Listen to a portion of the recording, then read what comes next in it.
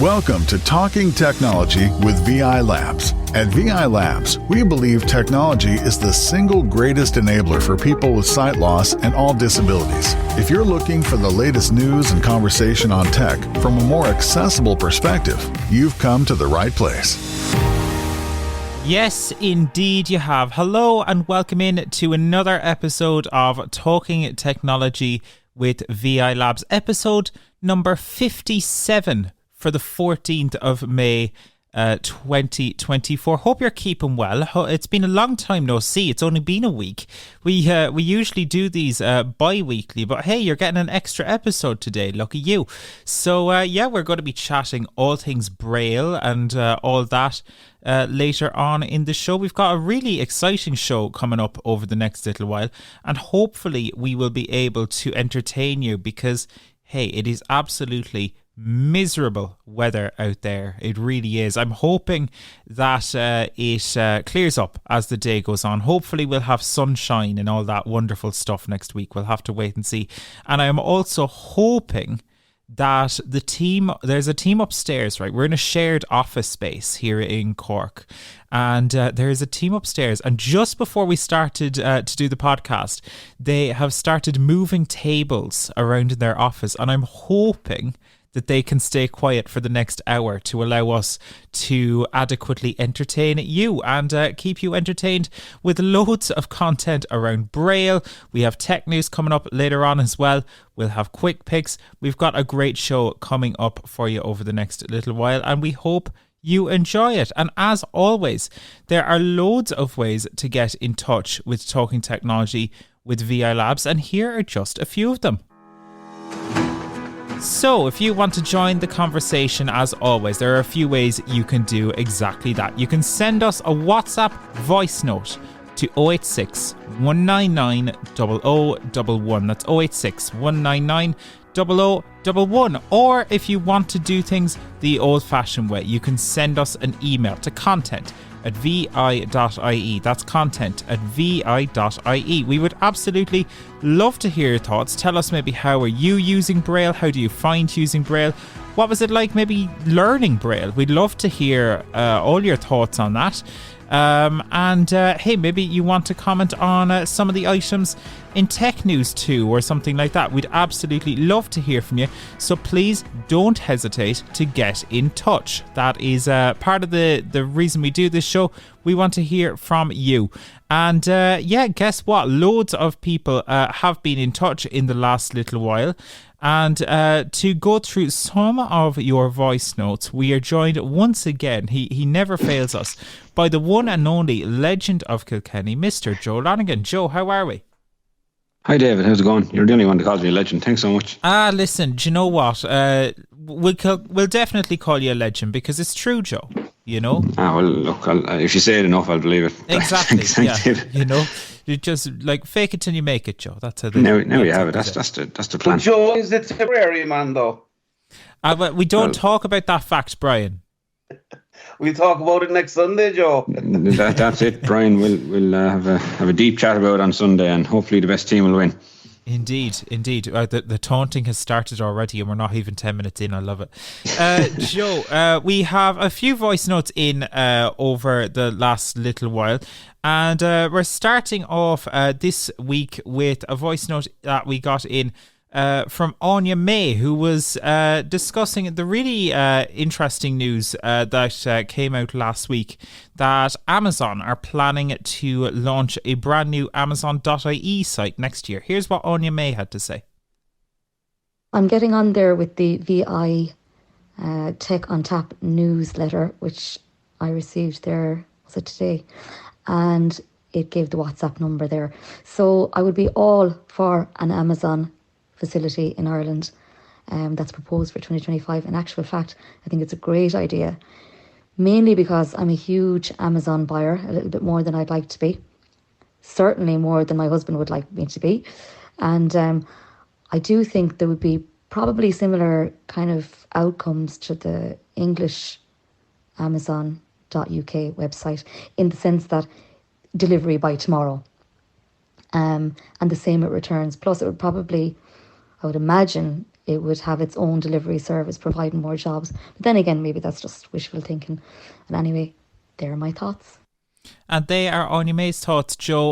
What are your thoughts on it? It's a really interesting announcement. I think I'm personally excited for Amazon.ie. I see a lot of advantages for me.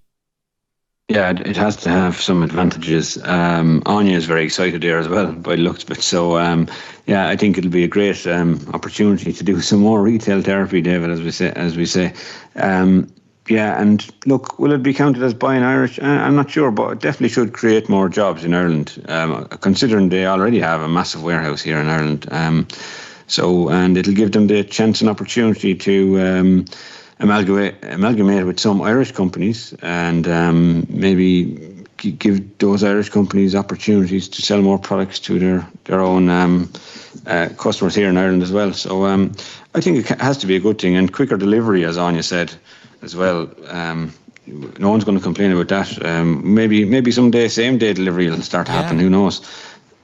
You know, that would be really nice. It's interesting. Like, I would always have shopped on the Amazon UK site for years, but ever since the wonderful thing that was Brexit, I have found myself more and more using, the German one. But the downside of that is, yes, you're avoiding things like those import fees and stuff like that, but you'll end up, if you're getting anything like electrical, you'll end up with the European style plugs. So I think just having like an Amazon that's dedicated to the Irish market, I think can only be a good thing, and I think it's an exciting one, Yes, I think so, David. There are a couple of things that I didn't think of immediately. As you will expect by having a .ie website, that Amazon themselves will fix those little issues for you. Customs being one, and EU electrical sockets being the other, which can be very annoying if you do order something from a different part of the world and thinking you're getting a bargain, but it'll have the different socket and stuff, so you have those issues.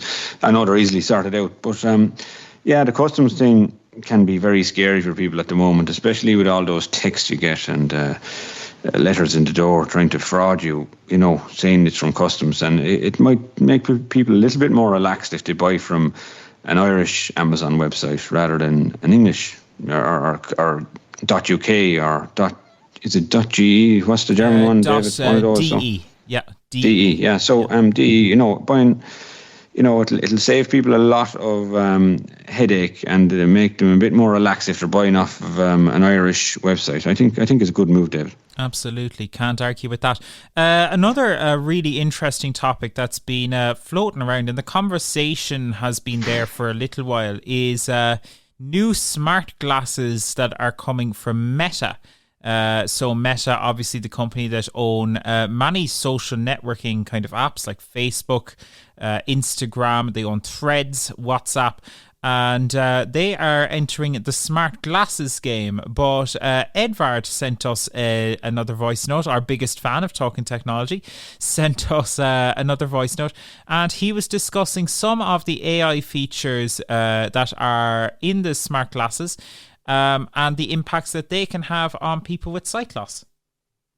Hey guys, I would like to share about a really cool piece of technology that I heard about. So there are these Meta smart glasses. They are basically similar to InVision, but they feature a voice assistant. So you can basically say, hey Meta, look and tell me what you see, and they will describe your surroundings very clearly, just like Be My AI does. Now, I don't know if they are available anywhere in Ireland, but the AI feature, unfortunately, is only available in USA and Canada. But I truly hope that they will be available sometime soon here in Ireland as well. Isn't that incredible? So if you guys want to research, they are called Meta Smart Glasses. So META Smart Glasses. I think that's so exciting, Joe. There's been a lot of coverage, especially on, some of the international assistive technology podcasts have discussed this a little bit in recent times. What's your take on it, Joe? Would you get a pair of Meta smart glasses, do you think? Yeah, it's a tough one. I'd have to see them on, and I'd have to know if they're out there. I don't look, they might be a bit too intergalactic for my my own everyday wearing. But look, I think it's a good thing if they actually work and do what they say on the tin. So if Edvard there, for example, asks what's around me, and you look around with your glasses and they give you accurate feedback, that has to be a good thing. But then Edvard did point out the usual issue. Not saying we're all at the last to get technology over here, even though Apple and Amazon and Facebook all plant their amazing businesses in our country, but we still seem to lag a little bit behind the US and Canada and some other places before we get these extra features. I do like the sound of the extra features, but Meta Quest, is that similar to the one you've been talking about, David, recently? That Meta Quest AI or something like that? Yeah, the Meta Quest. So yes and no. So same company. They have these. They're more like virtual reality headsets as opposed to glasses. I think the Meta Smart glasses are more like a traditional set of glasses in a similar way to something like Envision, as Edvard said, whereas the Oculus is more like an actual headset. The Meta Quest glasses, are headset, they're more like actual, like full-on headsets, and I found those, I discussed it in the Tech on Tap newsletter, I found those to be really frustrating because there was no way to access it with a screen reader. And I would hope, and from what I've heard, the Meta Smart glasses are somewhat better, but I've never got to try them. I think, for me, I think this is really interesting because it's like, it's a potentially, really interesting assistive technology feature, but integrated into what seems to be a mainstream product. Like if you look at the Envision smart glasses or whatever, they're really cool, but they also cost like $3,000. So, if you can get something like that and pack it into a mainstream device, I think then, in time it will be a win-win. But I think, to your point, Joe, I think the Meta Quest, headsets would make me a little bit nervous about that lack of screen reader functionality and so on. So I guess time will tell. But yeah, it's an interesting one for sure, isn't it? Yeah, no screen reader to start off with. That is a bad start. But I must say, if it is something like Meta Ray-Bans or something like that you can look normal and they're light on the face and stuff like that, I'm all for it. Until they get usable and, I suppose, into the mainstream, I probably won't purchase them myself. But look, I love hearing about that technology, and if it does work for somebody, and that's really positive. And Edvard, thanks for your comment again this week. If we had any merch like Talking Technology Cup or anything, I think Edvard would be the first to get it, David. So yeah, he's a really passionate supporter. So thank you so much, Edvard. It really does mean a lot. So thank you so much for continuing to share such great information. Really appreciate it. A third person who was in touch, our final voice note for this week, comes in from Norma. And Norma wanted to share her experience of doing a Vision Ireland Braille course. Hi, how are you doing? My name is Norma. I did the contracted Braille course probably in October, November, and before Christmas. And just to let you know, I found it was absolutely brilliant just to learn the basics, what it's all about, and I use it now to confirm, ones and twos and integration and stuff. There is a lot of learning in it, but I have the Braille alphabet done out using that demo that I got. And I stuck those things in the back of my phone. So I'm constantly practicing and reaffirming. But no, I really enjoyed it. It was lovely to get some knowledge of the what the whole system is about. Yeah, it was really good. Thank you so much. That is great feedback to get. And I must say, the idea, Joe, of putting like Braille dots on your phone or on a phone case or whatever, I love that idea. because it's such a really cool way to like, because everyone's got the phone in the hand all the time. Like, let's be realistic, and it's a cool way to just practice, isn't it? Yeah, I love to hear people using little tactile markers and dots and stuff to make things more accessible. Just, it's easy. There's not much technology involved as such. It's an easy solution, maybe that they thought of themselves as well. And once you do things your own way, sometimes your own way is the best way. I remember one time I had, these aren't Braille, but they're almost as small as Braille. When I was learning how to use the iPhone first, probably whenever it came out 10 years ago or so, I put 2 locator dots, one on F and one on J, and locked it in portrait mode, and it helped me learn the keyboard on the iPhone. So dots are Braille dots and things like that are great forms of accessibility, really. Even to put them on, we'll say, little touchscreen devices, like if you've bought an air fryer with a touchscreen on it and you found it wasn't the most accessible, there little things like that can make things very slightly more accessible and usable. Absolutely. And I'd also like to thank Norma for her comment. It was a lovely comment. I know she enjoyed the Braille course, and we're glad to see that it helped her in a very small way. Absolutely. I know, you mentioned the talking technology merch there earlier on, Joe. I'm thinking now straight away of, like a talking technology, like Braille edition phone case, with like little Braille dots spelling talking technology on the phone case.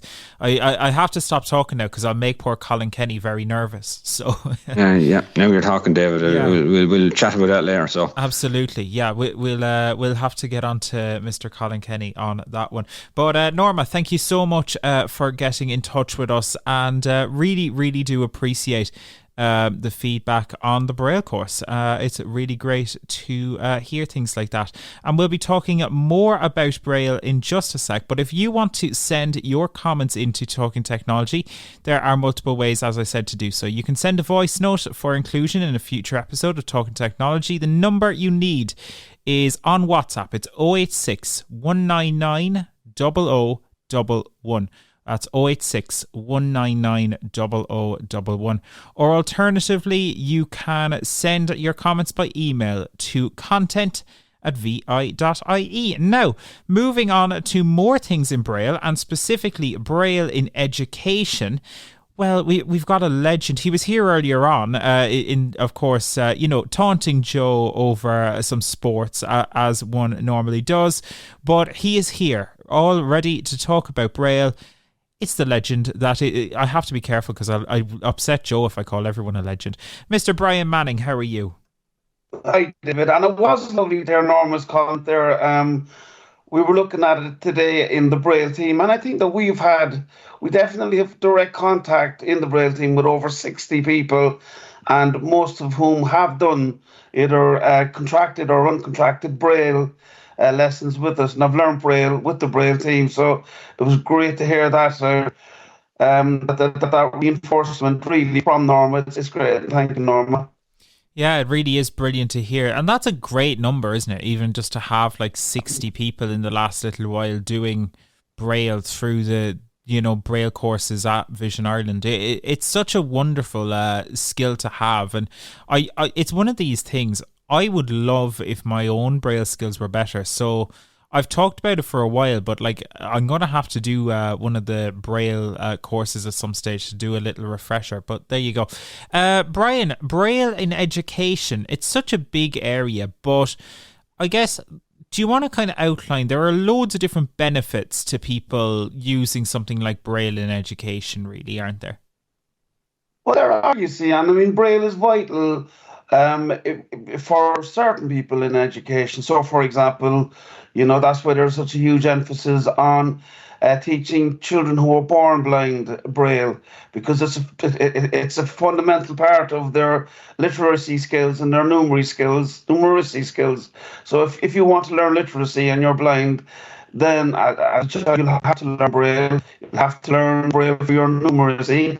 And again, I mean, you have different codes of Braille. So, for example, students, blind or vision impaired students learning maths, there's a particular code of Braille that really supports people learning maths for the Leaving Cert or whatever. Or just recently here in Cork, we've had a PhD student who was studying music, and she learned musical Braille. So that just serves as another example as to how Braille can be very, very useful and very functional in a learning environment. And that's, I guess it's interesting because, like, when you're doing Braille in education, would you find that many people who, grow up learning Braille and using Braille, say, in like a school environment, would they continue to use it as they transition into the workplace? Very definitely, very definitely. I mean, we're going to be referring back there in a while to a morning we held, a digital Braille morning we held in conjunction with the Disability Support Office in UCC. And I mean, one of their policies up to recently was to teach the vision impaired graduates Braille for no other reason than it helps you in a professional environment. So, for example, if you're giving a presentation or you're speaking at a conference, it's great to have your Braille notes in front of you. So, therefore, it's a great support that way. And again, of course, the whole evolution of digital Braille, which we have to comment on, has been hugely influential in education, in the workplace, and just in the whole area of quality of life. So, for example, when I was a young fellow, and I know I keep harping back to this, but when I was a young fellow in school, even though I was taught Braille by the then social worker here from NCBI at the time, no one else learned Braille, which was a bit of an anomaly, to be honest with you, when it comes to education, because obviously if I was doing homework, then I was doing it in Braille initially, and no one could read the homework. Whereas now the support workers, the resource teachers, the S&As, the parents, it's not necessarily to learn Braille anymore because of the existence of digital Braille technologies that have, displays on them, like the Braille Set 6 note taker, has a display on it, so the resource teacher or the SNA can just see what the child is writing, or the parent can see what the child is writing in Braille. And again, you have other note takers that can do that, or you have Braille displays which work in conjunction with screen readers. So again, the parent or the support worker or the teacher is looking at what's on the screen while the child works away with the Braille display and we said the JAWS screen reader or NVDA or their iPad or whatever. So I suppose it's the whole evolution of digital Braille as well has opened so many doors. And the big word here as well is miniaturization. Again, if I can hark back to when I was in school, I can remember, I tell the story, I had someone liberated a copy of Yeats' poetry for me in Braille. Now that comprised of about 10 volumes of huge tomes of books. Whereas now, I mean, because of digital Braille, it's all miniaturized. It just comes as a standard document that you convert into Braille for your note taker or for your Braille display. So again, it has in so many ways made the Braille so accessible, and so it has almost mainstreamed Braille to the extent that not everyone has to learn it. Once the child knows it, and once the child benefits from the skill set that automatically derives from having Braille, then the parents and the support staff have the support of the technology to reinforce what the child is doing anyway, which is brilliant as well. Where do you see like Braille technology moving in the next little while? Like, do you see Braille technology, for example, becoming more accessible in terms of things like cost? Because I think that's one of the big areas where this comes up all the time when Braille, especially digital Braille, is getting discussed. We were in a center with Google recently, and it came up in conversation, as it often does, is just the sheer cost of Braille technologies, be they Braille displays or Braille note takers. Do you see that changing in time, or how do you see that evolving? It is still very, very prohibitive, the cost of digital Braille. And I was looking at some of the note takers this morning, and the cost of some of the note takers, and you're looking at €6,000-7,000 for your standard Braille note taker that would be, in classrooms around Ireland today, and that's prohibitive. And obviously, that's another reason why Braille perhaps isn't being used as much as outside of education and outside of employment as it could be. Um, I mean, you're asking me, where's the future? I mean, I think in a kind of ironic kind of a way, we have two futures for Braille. First of all, is the more portable Braille displays that you can have in your pocket, like the 14 cell Braille display, which is, obviously Braille technologies are very much predicated on the amount of cells that they possess. So a 14 cell Braille display should, cost roughly half of a 28 cell Braille display. So therefore, because of it's becoming more portable, it's also becoming more accessible in a cost sense as well. As more portable in your pocket, you can have it connected to your iPhone or your Android. You can read your text messages, you can read your notifications, you can, if you're deafblind, you can communicate in a mainstream environment using that type of digital Braille technology. Again, I mean, then if you're in a workplace and you're very busy, then you can have up to some of these cells, some of these displays can have up to 80 cells in them.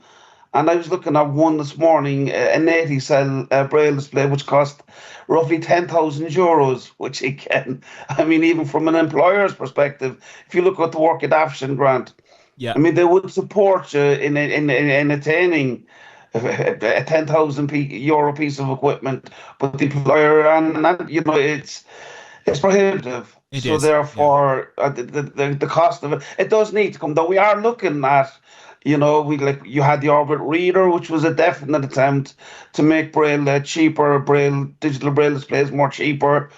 You have the pen Braille displays, which are, I was looking at the cost of them this morning. They're actually coming in at around €1,000.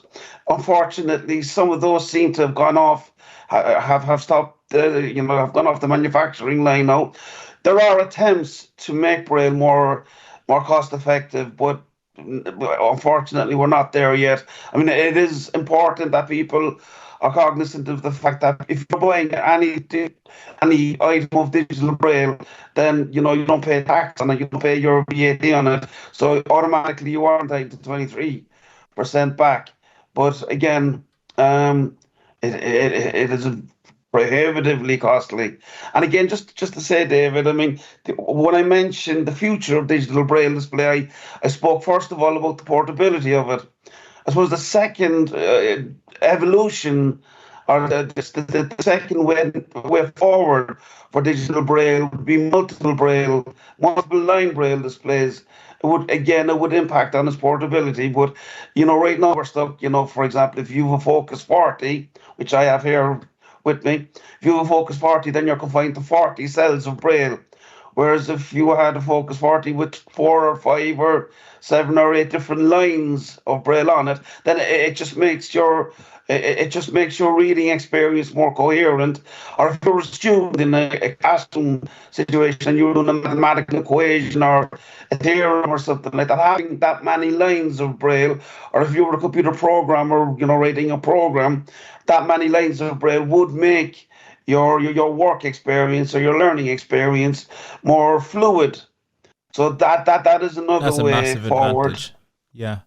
It's interesting. And out of curiosity, forgive my ignorance here, but does that exist to an extent, like those kind of multi-line Braille displays, or is that an area that still seems a little bit out of reach at this point? No, you have a huge project going on in Bristol at the moment, where they're creating multi-line Braille displays. Now, at the moment, they're confined to kind of to a note-taker scenario. It's the what's the name of it off the top of me? It's just gone out of my head off the top of my head at the moment.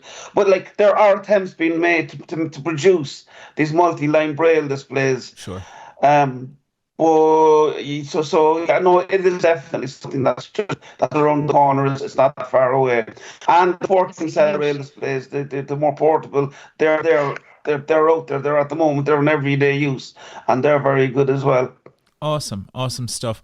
Brian, talk to me a little bit about this Braille event that happened out in UCC. We're going to be hearing in just a minute from Deirdre Maddin, who works out in UCC. Do you want to tell us a little bit about this event? This took place back in February. It took place back in February, and I suppose we just really wanted to showcase digital Braille from within Vision Ireland. So we decided that we would have a few of these days around the country. And in Cork, in the Cork office, we decided that because we have such close links and well-established connections within UCC, and we've had so many vision impaired students kind of graduate through UCC, that it would be the perfect environment for us to have locate our Braille Information Day up there, and they were brilliantly welcoming to us, and we had some great Braille note takers with us on the day. Mairead, who you're going to speak to in a while, she was there. We had Will Long, who's a very, very dedicated Braille reader. He was there. You were there yourself, David. We had several graduates from the college who were Braille users there on the day, and we had a lot of students, and we had it was a well-attended day as well, and it was the perfect location. And it was very good. And in actual fact, I'm still getting, resource teachers coming into me for training, the different note takers and SNDs and things like that. Or just last week, we had a query from the parent of a young child who's using a Braille note taker with a few queries. So again, that all emerged from that particular day in UCC in February. I'll think of the name of that multiple Braille display there shortly, and we can have a chat in a while about it again. I think it's the Canute, is it? It's the Canute. Yeah, I was thinking of something biblical. Yeah, the Canute. Yeah, that's what Mairead is on the ball. Fair play, Mairead. Well done, Mairead. And we were talking about the weather a while ago, Dave. Don't you know that the sun always shines wherever Mairead O'Mahony is? Oh, well, you see, she's from Kerry, do you know? That's only she's natural. Not. She's from Cork, David. She's from Glenville in Cork. Fair enough. I stand corrected. Right, we have... That's just another Cork loss to Kerry. That's all that is. It's something like that, yeah. It happens too often, Brian. Too often. Too often. Alrighty, this is... we are at that Braille event. One of the things we did is we had a few chats from one of the people there was Deirdre Maddin, who helps with outreach at the UCC Disability Support Service, and she spoke at the event and outlined some of the supports that are available to students in UCC, and she started by outlining just some of the statistics of the student base and some of those who are using the service. Here is what Deirdre had to say. So just to give you an idea, roughly the statistics in UCC, this was taken in, I think, last October. Registered with Disability Support Service, we have 2,009 students. That's gone well up since. I think we're nearly at the 2,200. Some people register a bit late because they have, like, kind of what Lawrence and Jordan were saying, they have the I'm fine, I'm grand syndrome. I'm fine, I'm grand, I'm fine, I don't need support. And sometimes it's only when an assignment comes in or an exam comes in, they go, oh, maybe this is why they were nagging me to come in for support. So do register for supports. We have 26 students in UCC currently registered who are vision impaired, all of them using some form of technology to make them more independent or to make their tasks a little bit easier. So the support in disability, with the disability service, once a student has accepted their place in UCC, it's essential that they register with the service, because we're not telepathic. We don't wander across college to the 25,000 students going, are you okay? Are you all right? Do you need a hand? So it's very important that they register with us. And then they can meet with a disability advisor for a one-to-one needs assessment where they look at that student's strengths, what it is they have found difficult on their academic journey coming up through school, what supports have been effective, technological or otherwise, and trying and build on those supports.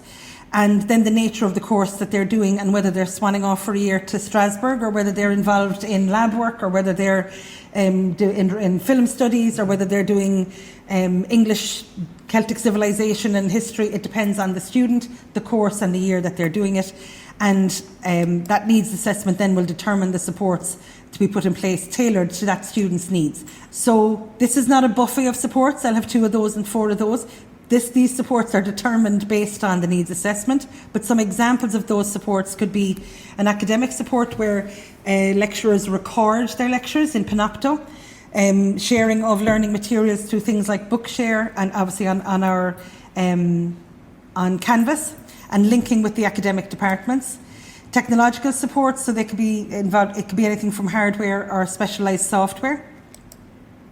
Personal support, so Lawrence mentioned this, mobility and orientation training that we do, correct me if I'm wrong, Michelle, with Vision Ireland, to make sure that students are familiar with their way around the campus to their various different locations, and accessibility on campus, and exam supports that Jordan spoke of, the use of technology in the exams, maybe extra time, a separate centre, maybe not having to go as far as Neptune or the Dean Rocks. The exam centres are kind of spread out far and wide at the moment. So my job is to reach out to students before they come into UCC, and that's our assistive technology outreach programme that myself and Linda are currently reviewing. But my job is to increase awareness of AT for students who are vision impaired, deaf or hard of hearing, dyslexia, dyspraxia, dysgraphia, physical disabilities, and to provide that training as well. And just to let you know, we have upcoming Easter and summer workshops for students in primary and in secondary schools who are vision impaired to come in and have a bit of crack on campus, see how accessible campus is. They will meet with staff from disability support to find out what the supports are like. They will get to meet students who have similar disabilities to them. We'll have a day for students who are vision impaired, a day for students who are deaf or hard of hearing, and a day for students who've got physical disabilities. And we've done everything from workshops with the Confucius department, where we did Chinese, to we did drumming workshops, to we did forensic science workshops, and we always end up down in the arena after lunch as well. Just to get students thinking UCC could be an option for you, why wouldn't you entertain it? But for all students across all colleges in UCC, the learning materials are shared online on Canvas, so there's no longer the scribbling the notes off the board. That's a game changer, and that's what I nag teachers about a lot. There's Census Access is a facility in the library where if you want reading material in whatever format suits you, whether you need the format of it changed to a sound file or to Braille, you can send your document or the link to the document or a photograph of the document to Census Access and ask for it back in a sound file translated to Italian, read by this voice at this pace, or in a Braille. And it's not being used anything like as it should be, and goodness knows we've paid enough for it. So it's about getting your reading in a format that suits the individual reader. We've got scan and deliver from a library, where you can get a certain proportion of a book scanned and delivered to you digitally. And every single UCC student has access to Office 365, where Immersive Reader, with a lot of its reading support, speech to text, text to speech tools, are available to every one of the 25,000 students that are in UCC. And again, because we believe that this technology, while we're talking about getting it tailored for people who've got very specific needs, we think that this can increase access for all, and we want that universal design principle rolled out. There's so much in that, and a great value in all of that stuff. I think it's so interesting because, there are often times, I think, when a visually impaired student is going to a college and stuff like that, it's always a consideration of what kind of supports are going to be there. And it seems like UCC, for their part at least, are really paying attention to this. And it seems like that's increasingly the case with more and more colleges. Brian, I did want to ask you there, we heard Deirdre saying that, they have approximately 25,000 students, of which about 26 are visually impaired or blind. What are the struggles that can face visually impaired people when they want to go to college? What are those kind of roadblocks that people tend to come across? Just a quick story before I answer that question. And that is, it's almost 30 years ago. I was working at the time for the Cork Institute of Technology, but it's since become the Munster Technology University. But at the time, there was a major drive on from within UCC, UCG, and the CIT at the time to make sure that the supports in place were good and were up to the standard for vision impaired people. So they sent three of us off. They sent me, they sent the assistive technology trainer from UCC at the time, Liz, and then the lady from UCG. And the three of us went to the north of England, to Hull University, to Leeds University, to various universities around the north of England to see the supports that were in place or in situ at the time. Now, this is 30 years ago, over 30 years ago. And what we found after day one, particularly in day two, we were really, really conscious of it by the time it got to day three, that they were actually borrowing from us. They were taking from the supports that we had that we had installed in the colleges that we came from. Our supports were better than anything that was available in Britain. So sometimes we have a tendency in Ireland to kind of maybe be a bit too hard on ourselves. Like that was just an example as to where, you know, the models of practice were excellent. And that was 30 years ago in UCC, in CIT, and in UCG at the time. Now, what I would say to you is if you are a vision impaired student and you have the ability and you have the motivation and the desire to go to third level, then the supports are there. I mean, you will meet barriers, but everyone meets barriers on their entrance to the third level education. But like the barriers that you meet should not necessarily be barriers that would stop you. The supports are there. You know, all of the materials are available. The technologies are available. The technologies are being provided for the students, and the systems are in place to ensure that, you know, those barriers are not insurmountable. So you can go to third level education. And like, again, anecdotally, like I have nieces and nephews now who have been through third level, who've been through UCC. And I'm just holding UCC as the example because that was where we were that particular day. And anecdotally, they will tell you like the amount of people with guide dogs that you'd see on campus every day, or the amount of white cane users that they'd encounter on an everyday basis around campus. It's a lot, and it's notable. So, you know, those people, like vision impaired people, have a presence on the ground in UCC and CIT. And again, these supports, just while we're here, these supports are also available in a lot of the post-leaving cert colleges. So, for example, my experience now in the Cork area region, I mean, like there are access officers in, you know, the College of Commerce, the Skull Stefan Nefa, St. John of God's College, in the community colleges in Tralee. So it's not even the universities. And that kind of manifestation of third level, they're available as well. Those supports are available as well. And they're being supported by the HEA, the Higher Education Authority, at post-leaving cert level as well. So, you know, while it's good to flag the universities, I think it's also important to recognise the great work being done at the post-leaving cert colleges as well. Absolutely. Yeah, it's really interesting. And we're seeing a lot, like even in the Cork, Kerry region, that a lot of those, you know, PLC colleges, I think they call them, they're starting to consolidate and merge a bit now. So like St. John's, Stefan Nefa, all those, they've all folded now into, I think they call it the Cork College of FET, or Further Education and Training, they call them now. But I guess my point is, with that, I guess in time as well, we're going to see awareness of accessibility spread among these different institutions, and that can only be a good thing. And to those supports that, like Deirdre was mentioning in UCC, like, just the ability to have like documents, to share documents and have them converted into accessible formats, or formats that suit a particular user. I think that's brilliant. Just little support. What's very notable in UCC as well, and again, I mean that would be the main college that I would have experience of, even though I've worked in the various other colleges as well.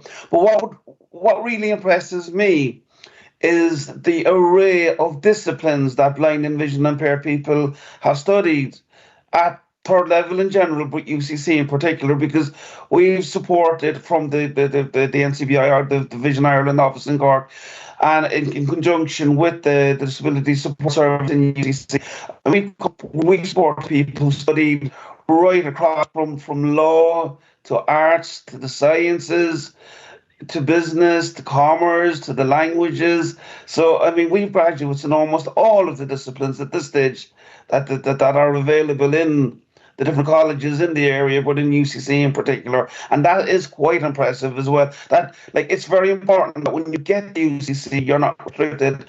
Maybe 20 or 30 years ago, it was seen, okay, yeah, go to UCC and study arts, because that's accessible and it's just to do with reading material, and that doesn't exist anymore. That barrier doesn't exist anymore. Yeah. The ethos essentially is, you want to study, come to college. What do you want to study, and we'll support you. Which again is it's very important to get that point across as well. That you're not just are you not limited from the college, but when you get in, when you overcome the barrier, whatever barriers do exist, when you get across into that through the college gate, then you're not restricted in there either, which is important. And how much of a role does Braille play in that?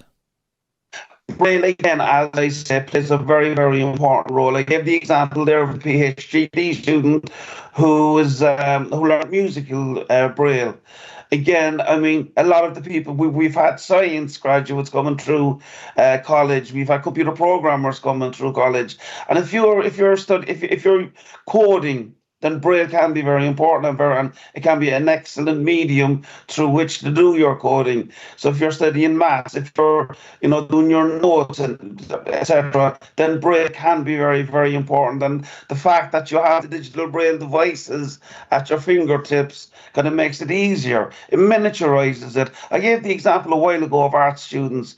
Now, art students, you can still use your screen reader, obviously, but I mean, digital Braille miniaturizes Braille to the extent that it's on your pen drive, or it's in a BRF file. So therefore, you just download it. It's on your iPad. It's on your laptop. You're not carrying huge tomes around with you. So that's just another example as to how Braille as a medium has opened up the whole area of study and work for blind or vision impaired people. Awesome. Brian, thank you so much for chatting to us about all things Braille and specifically Braille in education. I think there's massive value in it. So thank you so much for that. And if people do want to... Conscious that you're going to go over to Mairead now. Oh, sorry, Brian, go for it. Yeah. Mairead is an example of someone that learned Braille through school. And even though I learned Braille when I was in school, I'd still prefer to sit down and listen to an audible book. But the experience, or the preferred experience of a lot of people who had their education through Braille, they'd like to continue. I'm sure if Braille was reading some fiction tonight, she probably would prefer to use Braille than an audible book. I'd be just interested in her opinion on that. Mairead, before we move on, what would your thoughts be on that? Yeah, definitely. I think if you've learned Braille from the very beginning, if you started growing up with it, it's your main reading and writing. I mean, I didn't start learning. I think my first interaction with the computer was when I was about 9 or 10, and that was using HAL. And I mean, I started learning Braille at the age of 7. I actually found the computer kind of tricky to get used to at the time because I was so used to the Braille, but definitely going back to the point, if I was to read any book, I much prefer to physically read it rather than listen to it being read by a computer or from Audible or whatever, even though I do enjoy Audible because of the quick access of books and things, and I guess they're not robotic voices, they're real people reading the books, so it is good in that sense. But whenever I do have the option to read a book physically, I'd much prefer it, or any kind of material physically, because it just sinks in better. I can learn it better. Points from it stick out in my head as well, so I can just retain the information much easier. That's really interesting. There you go. Brian, thank you so much for chatting to us about all that. Really do appreciate it. And of course, if people do want to share their thoughts on Braille, by all means, I'd love for people to get in touch with us on this, especially students. If there are students, whether you're in UCC or any of the colleges, maybe UCD, Trinity, any of those, please do get in touch with us. We'd love to hear your experiences of that whole system. You can send us a WhatsApp voice note, of course, to 086 199 0011, or just send us an email to content@vi.ie. It's a conversation I don't think we have that often, but it's one with great value. Whether that be using Braille or just the accessibility of student life in general, because there's so much to student life, and it's an important part of people's lives as they get ready to enter things like the workforce and so on. But Brian, thank you so much for sharing that, and we'll have you back on for our next Braille podcast, no doubt. You become the the infamous Braille legend. So thank you for that. So coming up next on Talking Technology, we're going to jump over to Mairead, because Mairead has a really cool app to talk to us about today. And this is a tool that can really help you in using Braille. Mairead, firstly, welcome back to Talking Technology. Thanks. You were only here last week covering the Apple event, so you're becoming a regular, slowly but surely. Yep. Mairead, do you want to tell us a little bit about this Braille app, Bump Braille Learn? Do you want to tell us a bit about this? Perfect. Okay, so that is the name of the app. And what this app actually does, it's really good. So especially if you're on a Braille learning class, if you're learning, we'll say, uncontracted Braille, it's really good for that to use as a reference resource as well, once, in conjunction with the other material that you have in the class. So what it actually does is it's unfortunately it's only available for iOS devices at the moment. It is a free app, which is good. What it has is an alphabet kind of a cheat sheet, which that part of it doesn't really work great with the voiceover because it gets stuck in that. But what it does have then is it has another area that's Learn Braille. So you can pick, when you go into the Learn Braille section, you can pick what you want. So you have options like the alphabet or contractions. So you can pick, we'll say, the alphabet, and it'll actually tell you there and then, the voiceover will tell you, so it'll say A.1, B.1.2. So it'll go all the way like that, which is really good. And then what it has at the end of that then is you have options where you can take a quiz, which is really good because it's a fun way of learning too, and it's interactive. So we'll say the voiceover, the only thing about it is you have to swipe over. So we'll say when you say take quiz, you have to swipe over to hear, it'll say S. We'll say, for example, the letter S, and it'll give you 4 options. So like .1 and 2, .1 and 4, .1 and 5, .2, 3 and 4. Then you double tap on the correct answer, and depending on if you have a correct or incorrect, you'll hear a different sounding audible tone, which is actually really good. And it'll also give you your score at the end then as well. The only thing about it, I would say, is when you go on to the next option.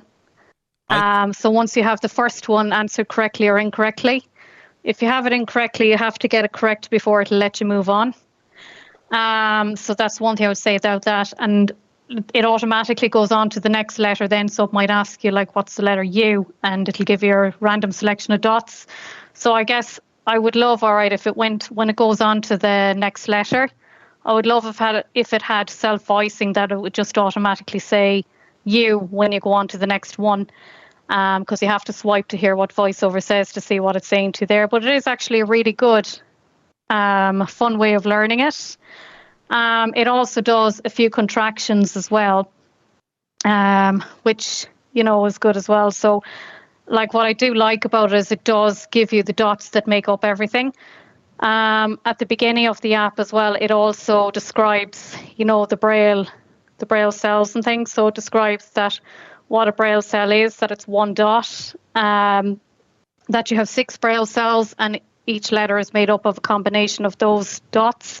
So it does actually describe that, and it does have interactive pictures as well for anyone that has some level of vision. That's good. It does explain the Perkins Brailler as well and the layout of it, and I think it gives an image of it as well, which, I suppose that is useful for somebody who has some vision as well. So it is a really good kind of fun way of learning. And I suppose for anyone who wants to progress on then once they have grade 1 Braille learned, there's another app that you can use called Braille Contraction Lookup. And that's a really good app as well. Now, I suppose the only disappointment about that one really is it doesn't tell you. So like I might say you have a search function in it. So I could type in something like today and press the search button, and VoiceOver will read out and it will show up on your Braille display. The only thing about this is you really do have to use this app while it's connected to a Braille display, because the result will show up on your Braille display then. It'll show up as TD for today, or if you did a search for tomorrow, it'll show up as TM for tomorrow, and VoiceOver will read that out as well. But that app does work better if you're connected to a Braille display, all right. That's really fascinating. I did not know those contractions, but there you go. You learn something new every day. I'm proud to say that I did know that S was 2, 3, and 4. But I did not know what U was, I must say. You'll have to tell me what U is after, but there you go. Will we listen to, because I think there's a real value, and you described it really well there. Will we have a listen to Bump Braille just to see how it works, and people can have a listen and tell us what they think. So Perfect. This is a demo of how the app that Mairead was describing sounds. So the app that Mairead is talking about is called Bump Braille Learn, a really cool name. It's available for free on the App Store, and I've got it installed on my phone here. So let's just open it and see how it works. Bump Braille Learn. Welcome to Bump Braille. You are in the right place to learn Braille. Awesome, good to know. Learn Braille button. So I can learn Braille. That's kind of like a course thing. You can just go through and learn using like a course, like a guided course, which is really cool. Braille alphabet sheet button. There's the Braille alphabet sheet, a nice little reference tool there. Take quiz button. And there's a take quiz button. I will try that in a minute.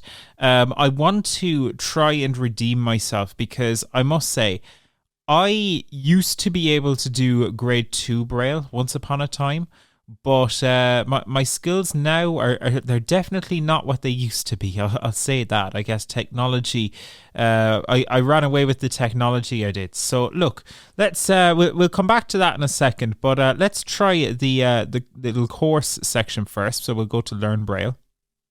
Learn Braille button. Learn Braille. Select a lesson of your choice. It's grade 1 Braille lesson button. And there's a grade 1 Braille lesson here. A Braille cell contains 2 columns, and 3 rows in each columns. A total of 6 cells. Feels like 3 vertical dots next to 3 more vertical dots. Image. A group Fair of... enough. So that's an image, presumably of a Braille cell. Welcome to your lesson. This is the basics of Braille, also called grade 1 Braille. Brilliant. Shown above is what is called a full Braille cell, which consists of dots 1 through 6. And there you go. So you can go through this course at your own pace, and there are next and previous buttons here as well. Next button. So there's a next button there. Previous button. And a previous button. So you can navigate through this at your own pace, and you can jump in and just, practice the Braille. And this is going to be great if you do one of the Braille courses, with the team, maybe in Vision Ireland. This is a great way to go back and study up maybe ahead of the next lesson. Really cool. So I'm going to jump back because I want to try out the quiz, try and redeem myself. Welcome to Bump Braille. You are in the right place to learn Braille. Brilliant. Learn Braille, but Braille alphabet sheet button. Take quiz button. And take quiz. Okay, let's see how I do here. Select a quiz of your choice. Grand. Take the basic alphabet quiz button. Take the basic alphabet quiz. Okay, look, I used to be able to do grade 2. I definitely can't do it anymore, but I'm going to try and do okay with the alphabet quiz. Let's see how I get on here. Home button. Which choice represents letter P? Letter P. Okay. Letter P. I think that's 1, 2, 3, 4. I think. Dots 1, 3, 5, and 6 button. Okay, it doesn't sound right. Dots 1, 2, and 3 button. That I think is L. Dots 1 and 2 button. Okay, that's B. Yes, that's B. Dots 1, 2, 3, and 4 button. Okay, I think I'm confident enough that that's P. Dot 1. Yes, let's go. Okay, right, next one. Let's see how we get on here. Which choice represents letter K? Letter K. Okay, this one I don't know. Dots 1, 2, and 3 button. Again, I think that's L. Dots 1 and 3 button. That could be K. Dots 1, 3, 5, and 6 button. 1, 3, 5, and 6. I don't think that's K. Dot 1 button. And that's A, obviously. Dots 1 and 3 button. Okay, I think this is best bet. Dots 1, 2, and 3. Go on me. Look at me go. I feel confident now. All right, let's see how we go here. Which choice represents letter O? Letter O. Oh, that's a dose of one. Dots 2, 4, and 5 button. 2, 4, 5. Yeah, not sure. Dots 1, 2, and 3 button. No, I don't think so. Dots 2 and 4 button. 2 and 4. I used to always mix up E and I. I don't know which one of them that is. Dots 1, 3, and 5 button. 1, 3, and 5. Okay, I don't think that's O. Okay, so I'm guessing it's the first one here. Dots 2, 4, and 5 button. All right, let's go for it. Dots 2, 4, and 5. Oh, sugar. Okay, need to try again. Well, I'm pretty confident that there's an L and either an E or an I here, so it must be the one here, the 1, 3. Dots 1, 3, and 5. 1, 3, 5. All right, there we go. Dots 2, 3, 4, there and we 5. go. Awesome. Look, you can go through this, and I'm sure it gives you like a score and stuff at the end. I'm not going to spend all day at this, but it is really cool and a great way to practice your Braille. I think, it goes without saying that, if you do want to be proficient, I think, you do have to actually read it. It's well and good to know it in theory. I think reading it is a very different skill. But with that said, I think this is really, really cool and a great way to get some practice in. So, yeah, very impressive app and it's free. So, hey, you can't beat that. I think Mairead, bless her, she's going to be disgusted at my Braille skills. Mairead, I apologise in advance. You will have to confirm. Was I right at least with 1, 2, and 3 being L? Is that correct? That's correct, yep. Okay, at least I was right on some of the ones that it wasn't asking me for. But and you were right with the 2 and 4, that was I. Yeah. Well, I didn't know up. whether it was E or I. I used to always mix that up when I was doing it before. Yeah, there was a few. I used all of those ones with 3 dots, the D's and F's and all that. They would confuse me. But there you go. Anyway, listen, Mairead, thank you so much for telling us about those apps. Do you want to just tell us the names again and where they're available? Yeah, so Bump Braille Learn, that's a free app, and that's available for iOS devices on the Apple App Store. And the Braille Contraction Lookup is for the contracted Braille, and that is 99 cents, and it's available on the iTunes and Android store, as it's available for both devices. Fantastic. And you do get your score at the end of the quizzes as well, which is good. I just wasn't good enough to complete it. Yeah. You get the scores at the end, so that's good. Awesome. Mairead, thank you so much. There's a good few questions in the quiz, so it keeps you going for a bit. Does it? Okay, fair enough. Mairead, thank you so much. Really enjoyed that, and I think it's a brilliant little app that I hadn't heard of before, but thoroughly enjoyed playing around with it this morning. So thank you so much for that. And if you have thoughts on any Braille apps, Braille devices, anything at all like that, please don't hesitate to get in touch with us. We'd absolutely love to hear from you. Now, we'll be moving on to our Talking Technology news with JP in just a second. But before we do, just to let you know that this week is Global Accessibility Awareness Day. It's coming up on Thursday. And we were talking about the colleges earlier, some of the colleges are holding events for Global Accessibility Awareness Day. And one of those is UL, University of Limerick. They are holding some events tomorrow. That's Wednesday, covering all sorts of things like assistive technology. I see digital accessibility there.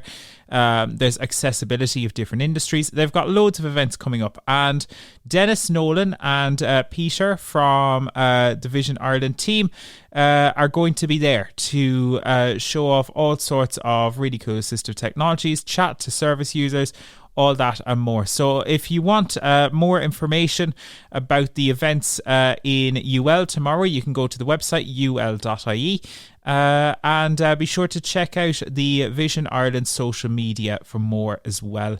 And if you see some of the guys from VI Labs or Vision Ireland, hey, be sure to pop over and say hi. They would absolutely love to meet you and chat to you about all those kind of things. And hey, be sure to tell them that you heard about it on the Talking Technology podcast. So there you go. Alrighty, it is Talking Technology news time. Let's head over to JP, shall we? This is Talking Technology News. With your latest Talking Technology news, I am JP Corcoran. As we discussed in last week's show, Apple held an online event announcing the launch of 2 new iPads as well as a number of upgraded accessories. However, one of the clips used in the event has been proving controversial after it upset many creatives and artists. When announcing the new iPad Pro, Apple showed an ad in which a number of objects got crushed, including musical instruments, books, emojis, paint cans and more.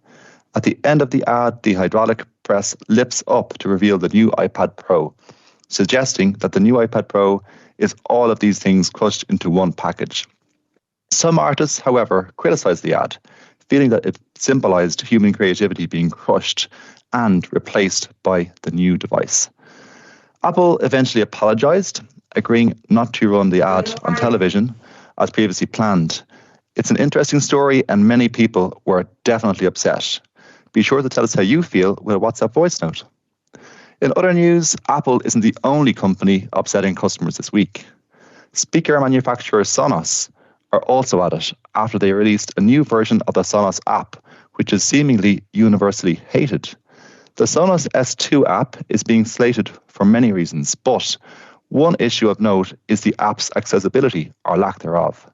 The new app has many accessibility issues and some are calling it a disaster. Things are so bad that a number of senior leaders from the company are set to answer community questions in a 3-hour Ask Me Anything session this evening. Many are upset and some are making very passionate arguments. Jonathan Mosen, who has spoken out on many accessibility issues like this in the past, has said, "They need to understand the best way to make us go away is to fix what they broke. We won't be quiet until we get back what they took from us." Hopefully, Sonos will fix the issues in their app, both for blind users and for everyone. There are many visually impaired people who love Sonos products, including some staff here at Vision Ireland, and this news won't do the company's reputation any good. Finally, for now, let's have at least one story that isn't too depressing. Amazon is set to launch Amazon.ie next year, providing a better service to Irish customers. The new Irish website will offer cheaper prices, faster delivery, and more products from Irish businesses. Traditionally, Irish customers would order from either the British or Germany version of the Amazon store, but soon we will have an Irish version with a more tailored experience. The move has been widely welcomed. However, some stores have expressed concerns that they will struggle to compete. Amazon has been hugely successful all over the world and arguably are hugely successful in the Irish market already. But time will tell if the Irish site can add to that success. And that's it for now. If you would like stories like this one and more like these and more, be sure to check out our Tech on Tap newsletter and share your thoughts on our stories with our WhatsApp voice note to 086 199 0011. For now, though, it's back to you, David. Thanks so much, JP. Yeah, some really interesting stories there. You saw that Apple event. Do you think it deserves the controversy? I don't know if it does, David. Watch this Apple ad with you at the Apple product event last Tuesday. And for me, as I was watching it, I didn't see a whole lot wrong with it at the time, if I'm really honest. To recap on what it showed, essentially it's a 1 minute and 8 second video ad featuring a whole lot of equipment of instruments, of creative tools, like there's guitars, there's a piano, a drum kit, paint cans. They're all being destroyed by an industrial crusher. As we mentioned in the news, the crusher then reveals a newly unveiled iPad Pro along with a voice that announces the most powerful iPad is also the thinnest. So the ad has been taken down, and I was reading about the controversy to do with the ad in the papers over the weekend. It kind of surprised me, David, because I didn't actually expect it as I was watching the ad last week with yourself and the rest of the team. And online commentators were criticizing the video by saying things like it's insensitive, that it's an unwelcome departure from the company's historic position of its brand, and it's nonconformist, human-friendly. And it said that it was also it was promoting, I suppose, anti-creativity, and that it was against Apple's, I suppose, principles. We even had some famous celebrities getting involved in the conversation. So I came across on X, there was the actor Hugh Grant, who said the ad showed the destruction of the human experience courtesy of Silicon Valley. So they're pretty strong words. Strong words, aren't they? Yeah, I think so. It's interesting. Personally, David, yeah, like I don't expect that Apple intended to go out and cause any offense with their animation in this instance. I think they're more making the point that this is a hugely powerful iPad Pro with the M4 chip. Has some significant performance improvements and features.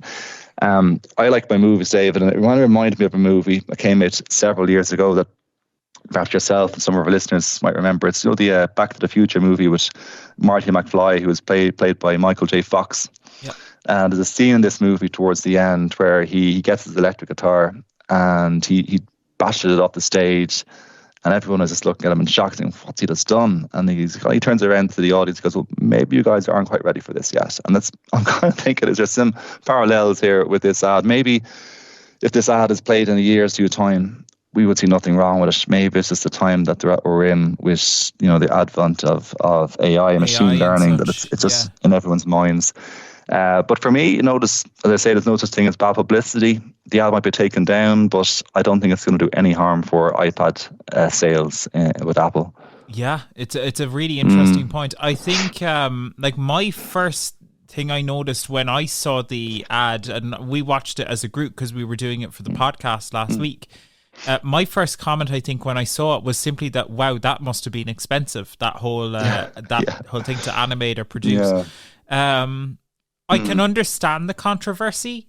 I feel like I'm happy that Apple apologized. I don't think it was their intention, though, to upset people. But, intention is one thing and the outcome is a different thing. And I think the outcome clearly did upset people. People are clearly passionate about it. So I think Apple made the best call they could in apologizing, which is something at least. But I think it's an interesting one. Yeah. I see there was comments from an Apple spokesman that our goal is to always celebrate the myriad of ways users express themselves and bring their ideas to life through iPad. And they went on to say, we missed the mark with this video and we're sorry. So they did come out and that they apologized, took the ad down. If you were to ask the question, like, would it stop those who are interested in purchasing a new iPad Air Pro, on the back of this ad? I'd be hesitant to say that Sonos is not going to I don't think so. I don't think it'll have that effect. But yeah, I have to say, I think Apple at least they dealt with the situation quite well, taking the ad down and apologised for any I suppose harm that could have been caused. So as I say, no such thing as bad press. So I think could work in Apple's favour. There you go. There is one other thing I do want to get your thoughts on before we move on. And I do want to ask Mairead about one or two of the other stories there in just a bit. But yesterday, OpenAI announced GPT-4o, the latest version of their GPT chatbot.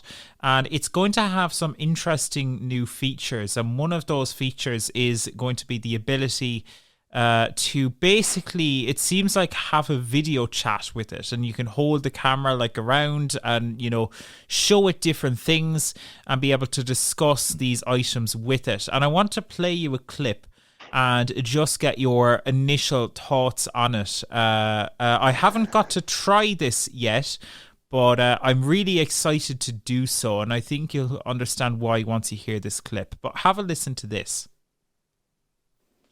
Hey, how's it going? Hey there. It's going great. How about you? I see you're rocking an OpenAI hoodie. Nice choice. What's up with that ceiling about? Are you in a cool industry-style office or something? Well, can you take a guess at what I might be doing based on what I'm showing you here? From what I can see, it looks like you're in some kind of recording or production setup. With those lights, tripods, and possibly a mic, it seems like you might be gearing up to shoot a video or maybe even a live stream. Yeah. In fact, we've got a new announcement to make. That's exciting. Announcements are always a big deal. Judging by the setup, it looks like it's going to be quite the professional production. Is this announcement related to OpenAI, perhaps? It is. I'm intrigued. And in fact, what if I were to say that you're related to the announcement, or that you are the announcement? Me? The announcement is about me? Isn't that, firstly, can we just comment on the voice of that AI? Is that not wild or what? It's impressive, yeah. Isn't that mental? But yeah, the voices are incredibly realistic, authentic, aren't they? It's I've never heard an artificial voice that expressive. That's kind of wild. But what could this kind of technology, and as I say, haven't got to try it yet. This is a relatively new announcement. This was only announced just yesterday. But do you think, like, what will this mean for, is this the next step up for something like Be My AI, these kind of video conversations? That's what I'd be thinking, Dave. Two things that struck me from that clip was first of all, the voices. I thought they were tremendous. They were so authentic and lifelike. The next thing is the potential for tools like this in an apps like Be My AI, like Be My Eyes. I am thinking of, like, potentials with things like scene and image recognition. The fact that this is interactive, so this is not just a one-way conversation. This is interactive. I'm hugely impressed by this. Yeah, I know it's quite new technology, and we're going to be finding out more in time, but certainly I think there's great potential here with this ChatGPT-4. Yeah, I've got a GPT-4o tab in my app now, in my ChatGPT app, but I haven't noticed any new functionality to it when I tried it just before the podcast. But there you go. It's an interesting one, and one we'll be keeping an eye on as technology develops. This technology is always moving forward, never staying still. Mairead, other news there. Firstly, what are your thoughts on that OpenAI piece there? What are your initial thoughts on it? I think it's really cool. I think it could be really, maybe useful for even maybe describing a photograph or something, what kind of image it would give of it. You could probably ask questions about the photo as well, and it would give you more answers. Or maybe actually I'd love if it would actually help you to take a photo. So if you could actually use that maybe it would tell you maybe tilt it left or move it right, and to ask you loads of questions like what do you want to take the photo of, and give you guidance to actually take the photo. And then it could tell you maybe after, give you a description of the image that you just took. That's what I would love. Yeah, I think that jumps out at me from it, David, would be as a navigational tool, because it would nearly talk you through your journey, wouldn't it? In theory, and this was kind of my thinking to an extent as well, Brian, is like if you integrated this, like Edvard in one of our voice notes earlier was talking about the smart glasses. Like if you had these on smart glasses and you were just getting a conversational description in your ear, I can see huge potential in that in many respects. Like if you go into, like I think, like, you know, years ago you would go into, and they're closed now, but you know, those Argos stores, and all of the like information about collecting your order will be up on a big screen somewhere in the middle of nowhere. A lot of the fast food restaurants are like this as well. And just being able to have, like, maybe this device can tell you when it sees your number and stuff. I think that stuff is so cool. But who knows? Time will tell. Interesting tech for sure. But Mairead, on the other news fronts, Amazon coming to Ireland. Are you excited for it? Definitely, because I've kind of noticed ever since Brexit, really, like a lot of sellers aren't delivering to Ireland anymore on the UK one. So, and then sometimes you don't know if you're going to be hit with custom charges, or whereas this way, hopefully you'd get, you know, same day delivery as well, and you'd have a definitely a bigger selection of products to choose from, I think. So I think it can only be a good thing. Hopefully. And I hope that nothing on the .ie site will be saying, oh, we can't ship this to your area. That bugs me like no end. But there you go. Hopefully not on Amazon.ie. Time shall tell. And then finally, that story there. What are your thoughts on that whole Sonos chaos? People are not happy. Do you have Sonos speakers yourself? I don't have them, but I know of other, you know, visually impaired people who would have used them in the past, and they've always been noted for accessibility. And now, like, I suppose, you know, especially if a lot of people, you know, would have invested a lot of money into speakers, and they might have multiple sets of speakers around their house and want to play music to different speakers around the house as a group and all that kind of thing. I mean, you can only get away with not updating an app for so long before the device will probably become unusable. So, I mean, if it's, you know, if it's not going to be accessible for people, you know, it's a lot of money that people would have spent, and to have to get another new product again, it shouldn't happen. It shouldn't, you know, be allowed to happen, really. I think they'll have to make it accessible. Yeah, you would think David. so. Joe, do you David, want to hop in there? Yeah. Just to let you know, there this week, May the 14th, Sonos are having a Sonos Community AMA event. I'm not sure exactly what AMA stands for, but ask me anything. The developers of the app will be looking for feedback of what people think of the new app, and they're saying that they're building it from the ground up again, but they have simply forgotten about accessibility in the build. So anybody with a vision impairment or that are blind, that use VoiceOver or any other accessibility tools with their mobile apps are and invited to join this event and give their feedback. So just to let people know, that's on this Thursday. I think it's Thursday the 14th. Yeah, that's this evening, Joe. Or this evening, actually. Today is the 14th. Sorry, yeah, this evening. So anybody who's interested can join that event and send in your emails or your chats to that event, and that's what they're looking for, is feedback. There you go, and I think it's definitely one worth talking about. We do have two Sonos speakers at home. I think we've got the Play Ones, and we've only really ever used them with AirPlay, so this won't massively affect us outside of like updating the devices and stuff. But I know our boss, Kyron, is a massive Sonos fan, so I don't think he is going to be happy here at all. But there you go. We will have to wait and see, and hopefully Sonos can do the right thing on this one. But there you go. Let us know your thoughts. Do you have Sonos devices? We would be really interested to hear your perspective. And are you going to like try put up with some of the things in the new app, or are you going to try, hold out, wait? Would you be willing to replace your Sonos speakers on a point of principle? Be really interesting to hear. And also, what are your thoughts on GPT-4o? How do you see yourself using it when it's more widely available? Please do get in touch. 086 199 0011. But now it's Quick Picks time. It's time for VI Labs Quick Picks. And to talk to us through our quick picks today, we are joined by Mairead, who is telling us about a really cool feature that was recently introduced in JAWS. Mairead, a big feature for those with Braille displays, certainly those with a large number of cells, like 80 cell Braille displays. Do you want to tell us a little bit about this?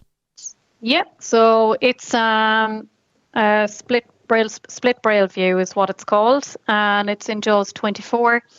And what it allows you to do is basically split the whatever you're working on into two, like it'll split it into two different sides of your Braille display. So it's really beneficial, I guess, if you have a 40 cell Braille display or 80 cell Braille display relay, because so say, for example, if you had a Word document open and you're working on a research project, you could, rather than switching between the two different applications, we'll say at the left side of your Braille display you'd have the Word document, and the other side you could have the other document that you're working on, so maybe an Excel sheet or something.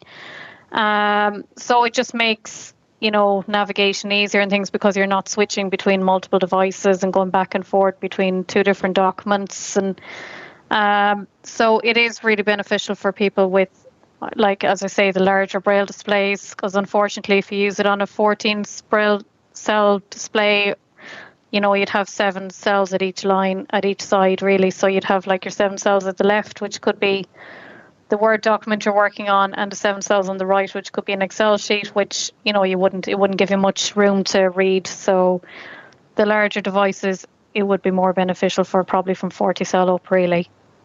Do you see yourself using this feature? How do you see yourself benefiting from it? I would I would see it would be useful, especially if you're working, if you were working on the help desk, it would say if you had the help desk open on your Braille display, and you had maybe the notes app open on your Braille display as well. If you're writing down notes, you could just have each one at each side of the Braille display rather than having to navigate between each of them. But yeah, no, it's definitely something I will look into once I must get upgraded to JAWS 24 for that. Colin Kenny, are you listening? Yeah, but there you go. It is a really cool feature, and worth saying that, as Mairead hinted there, it's only available for JAWS 24 devices right now. You need to have the latest version of JAWS, but it does go to show, we can think sometimes that, JAWS, it's been the same for the last 5 years, but they do continuously add a lot of really cool features. So there you go. Mairead, thank you so much for talking to us about that, and thank you so much for joining us on Talking Technology today. And that, folks, is about our show. Thank you so much for listening. If you do want to get in touch with us, please do send us an email, content@vi.ie, or send us a WhatsApp voice note. We'd absolutely love to hear from you.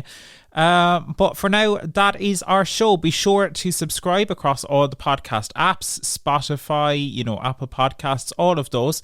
And also be sure to subscribe to us over on YouTube. We hit 300 subscribers on YouTube this morning, which we were really delighted about. So be sure to go over and subscribe. The next milestone's 500 now. So we're, we'll keep climbing that ladder. So please do head over and subscribe. Just go to YouTube and search for the Accessible Technology channel. Remember, that event is happening tomorrow in UL. If you want to head over to meet with the Vision Ireland team, they'll be over there. But for now, that's our podcast. Thank you so much for listening. We will be back really soon with another episode of Talking Technology. And have a good rest of your day.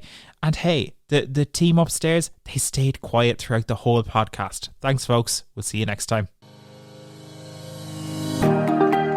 Thanks for listening to the Talking Technology podcast with VI Labs. If you'd like to support our show, please visit vi.ie/donate. Talking Technology is proudly sponsored by IA Labs, the market leader in digital accessibility services. IA Labs, digital inclusion, your legal obligation.